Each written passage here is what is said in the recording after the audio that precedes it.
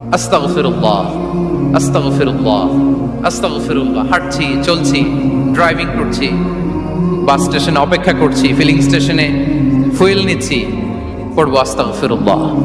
কি পড়বো? আস্তাগফিরুল্লাহ। যারা সব সময় আস্তাগফিরুল্লাহ পড়ে তাদের রিজিকের কোনো টেনশন হয় না, রিজিক নিয়ে তাদের আর কোনো চিন্তা থাকে না। আল্লাহ নবী নূহ আলাইহিস সালাম যিনি ওনার জাতিগোষ্ঠীকে বলেছিলেন, ফাকুলতু আস্তাগফিরু রাব্বাকুম ইন্নাহু কানা গাফফারা, তোমরা বেশি বেশি ইস্তেগফার করো, তিনি ক্ষমাশীল। ইস্তেগফার করলে কি হবে? ইউরসিলিস সামা আলাইকুম মিদরারা, রহমতের বৃষ্টি বর্ষণ হবে, তোমাদের জমিগুলো উর্বর হবে। ওয়া ইউমদিদুকুম বিআমওয়ালি ওয়া বানিন, আল্লাহ তাআলা তোমাদেরকে সম্পদে বারাকা দিবেন, সন্তানে বারাকা দিবেন। ওয়া ইয়াজআল লাকুম জান্নাতিন ওয়া ইয়াজআল লাকুম আনহারা, তোমাদের ফসল ক্ষেতগুলো সবুজ শ্যামল হয়ে ভরপুর হবে, তোমাদের রিজিকে বারাকা নেমে আসবে।